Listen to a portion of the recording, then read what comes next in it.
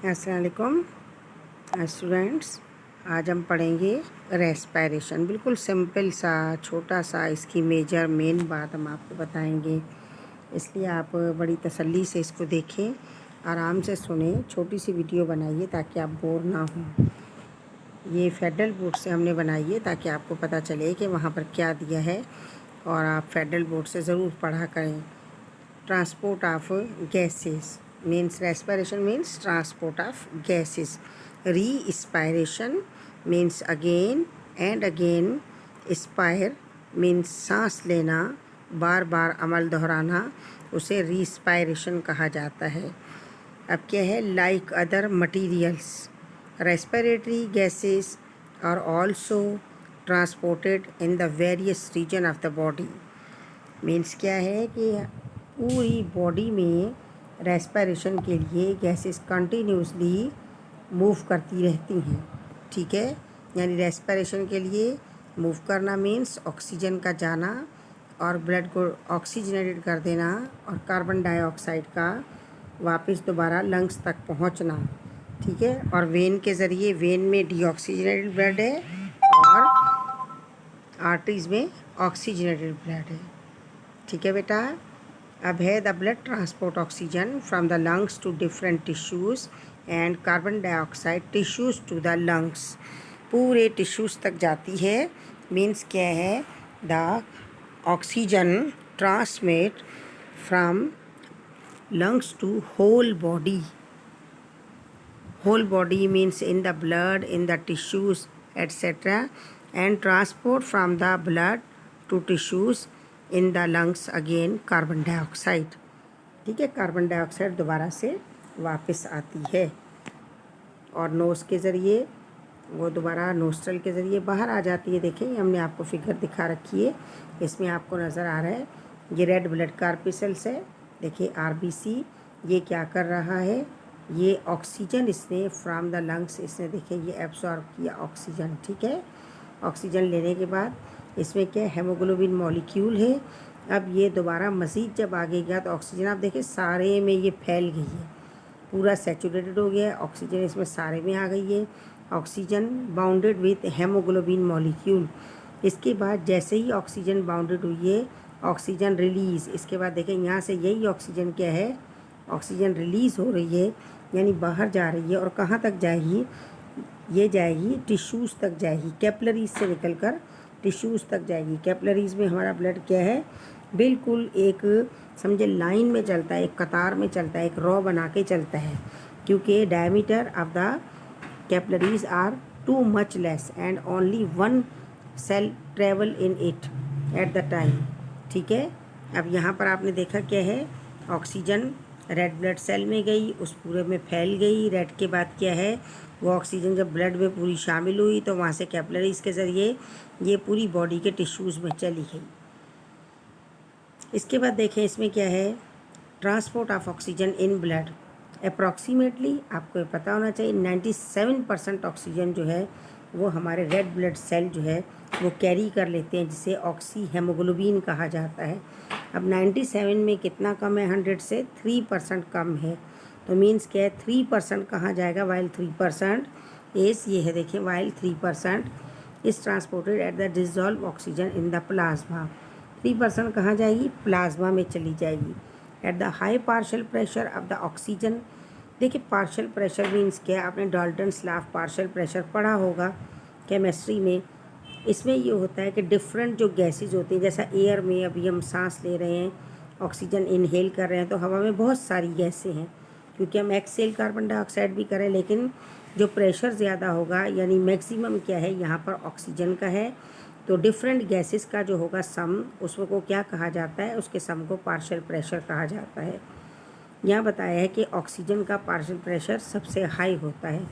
Oxygen bind with the haemoglobin, oxygen हमने आपको figure दिखाई कि हेमोग्लोबिन के साथ बाइंड हो जाता है।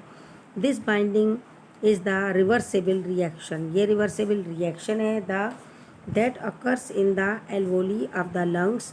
ये सारा कहाँ होता है, लंग्स के एल्वोली में होगा। In the presence of the enzyme, और वहाँ पर एंजाइम्स होंगे जिनका नाम है कार्बोनिक एनहाइड्रेस। एज मीन्स क्या होता है, एंजाइम के साथ एंड में एज लगा होता है।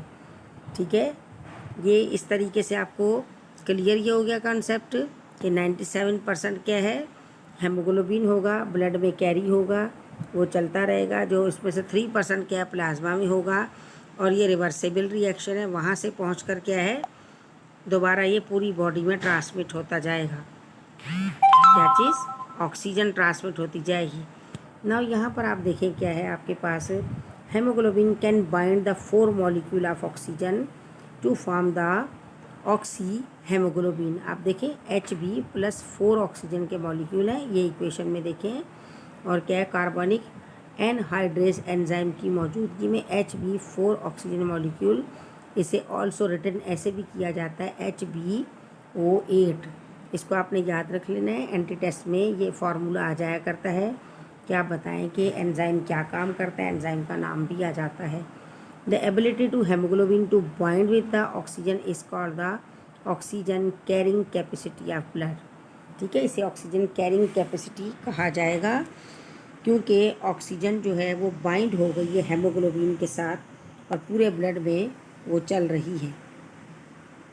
ठीक है, इस तरीके से ऑक्सीजन पूरी बॉडी में पहुंच जाती है और वहीं से वो ट्रांसमिट होके दोबारा से वो हाफ कैपिलरीज़ में ऑक्सीजन जैसे ही होती है तो वो बाद में कार्बन डाइऑक्साइड बन जाती है, जो वहीं से डिफ्यूज़ हो जाती है और वेन में चली जाती है। वेन से दोबारा से कंटिन्यू प्रोसेस होगा, वो जाकर लंग्स में पहुंचती है और कार्बन डाइऑक्साइड हमारी बॉडी से बाहर खारिज हो जाती है।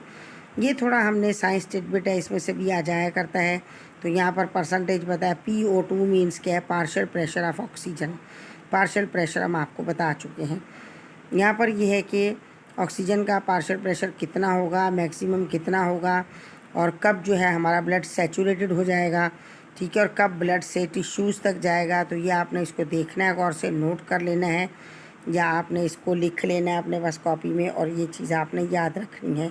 और ये ऑक्सीजन कहाँ से मिलती है हमें, ये हमें हमारे एनवायरनमेंट से ऑक्सीजन मिल रही है, जो कि हम एब्सॉर्ब कर रहे हैं और हमारी बॉडी उसको टेक करके, इनटेक करके तमाम टिश्यूज़ को दे रही है।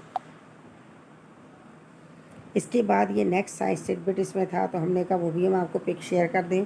यहाँ पर अमाउंट ऑफ हेमोग्लोबिन बताएं, 15 ग्राम ऑब्लिक 100 ml। तो ml लिक्विड में होता है ऑफ द ब्लड।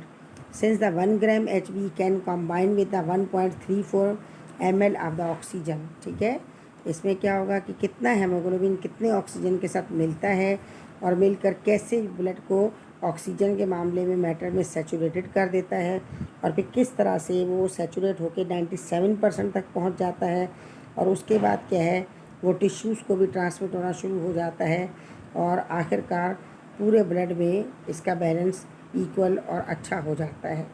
ठीक है, अब ये छोटे छोटे से पॉइंट हैं और हमने आपको छोटे छोटे पॉइंट क्यों बताया, और फेडरल की बुक के हैं, इन्हीं में से उसमें MD कैट में आता है। तो आपने इसको याद कर लेना है, और आपने वीडियो को लाजमी अपने दूसरे फ्रेंड्स के साथ आपने शेयर करना है, ताकि वो भी इसको देख लें।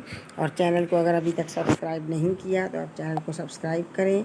ठीक है, और वीडियो को लाइक करें और उसके बाद शेयर करें।